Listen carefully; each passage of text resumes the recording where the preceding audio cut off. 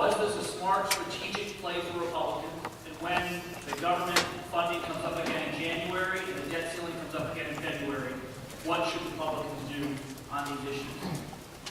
It's a great question. The debt ceiling is always a great cause.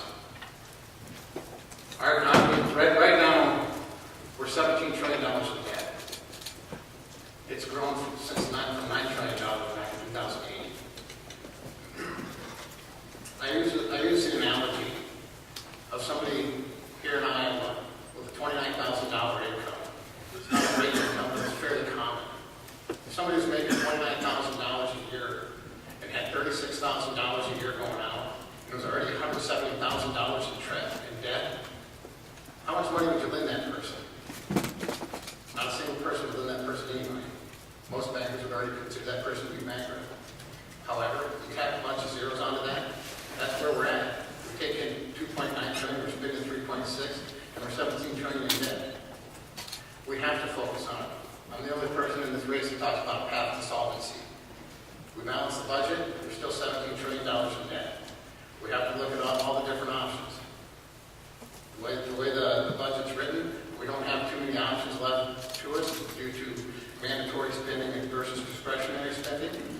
So we're going to have to look at some of the things that are above the mandatory spending, but we're also going to have to create jobs. The more people you get on the payrolls, the more people you got paying taxes, the more money you got coming in. So that's what we're going to have to focus on, and we should never give the fight for reducing our debt, getting ourselves out of debt. It's just embarrassing. Thank you, Scott. Senator Lewis. The debt of the United States should be an embarrassment to every American, and because it is accumulating at a very rapid rate, there are many things we have to approach. I just read Mr. Costa's most recent interview with the Senate Minority Leader, Mitch McConnell. And in there, Senator McConnell was, I thought, very dismissive of the whole notion of holding anyone's feet to the fire when it came to spending. And I'm saying that as a Republican standing here on this stage, that that's not leadership and that's not what we need in the United States Senate. We have to grow the economy. The United States government needs to get out of the way of businesses, and we can grow this economy out past this debt. I'm an economist, and I'll tell you this, as soon as you get your debt past the 90% point and its debt to GDP ratio, you start to drag the economy. You get to 100%, you bring the economy to a halt. You get above 100%, it's almost impossible to grow the economy. We saw the job numbers, and I know we'll talk about jobs here coming out here. But what we have to do is get control of spending. So the position of the Republican Party ought to be greater concessions on spending. We ought to leave the sequester in place. That's been a good first step. And under the current tax code and all the other features of this economy that we have right now, we need to provide some certitude to the American people and businesses about where we are.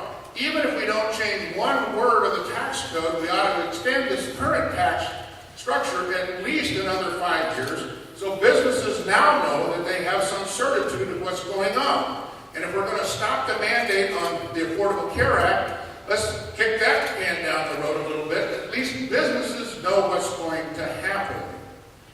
The American people today are losing income at an incredible rate, but worse, they're losing their liberty. They're losing their liberty because the Congress of the United States and the President of the United States cannot seem to control their penchant for spending. Spending control is what's needed. Thank you, Sam. Paul Lindy, Julie Harris. First, I want to state that I don't believe any Republican member of Congress wanted to see a government shutdown or for us to default on our obligations. But I do believe they brought to light what is the tragedy of Obamacare and what is our $17 trillion debt, and it's growing every day. So first, we have to stop spending. Right now, for every dollar that the federal government spends, 40 cents of that is borrowed money. And I know as a mom that I can't do that in my household budget. Only in Washington is it okay that we borrow 40 cents for every dollar that is spent. So we do. We have to cut our spending. And as a farmer's daughter who grew up in southwest Iowa, castrating hogs with her dad, I can go to Washington and cut corn.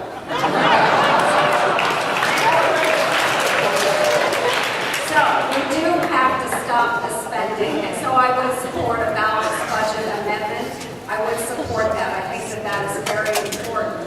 But we can't just cut our way out of this situation. We have to grow our way out of this hole. And that means growing the economy, stimulating the economy. And the way that we do that, first we have to replace Obamacare with market-driven alternatives. I've stood against Obamacare here in the state of Iowa. We need to lower taxes immediately for hardworking families. I've helped pass the largest tax cut in Iowa history, $4.4 billion of savings to Iowa taxpayers over the next 10 years. And we must stop government overreach and burdensome rules and regulations. Thank you. Thank you, Joni. David Young. I would have voted no to lift the debt ceiling without the fiscal discipline in the short term and long term, because we have to get away from this addiction to spending. We're spending our great-grandchildren's future away, and that's criminal. We need a balanced budget amendment. It's the only way out of this, folks, and we need to cut spending like never before. You know, the way we do budgets in Washington, it's bizarre in the world to me, but departments and agencies come up to Congress and they say, we spent this much last year, so we want that much and a little more, and Congress just gives it to them. And there's no accountability, and there's no transparency, and most times they spend it on waste, fraud, and abuse and mismanagement because nobody's watching the hen house there. We need to get to zero-based budgeting. What that is, a lot of states are doing it. You assume that these departments and these agencies, they start with nothing, and you make them come up, and you make them beg and justify for every dollar they want to spend. That's how you'll get accountability. And we need to, people talk about auditing the Fed. I want to audit the whole federal government. I want to know what they're doing with your money. The federal government's watching this, but nobody's watching them. So we need firm oversight of our budget, and we need to cut. There's a lot to be cut. There's a lot of fat on our federal budget. Thank you. Thank you, David. And we'll finish this question with Matt Whitaker. This question of strategies and what they're doing in Washington, D.C.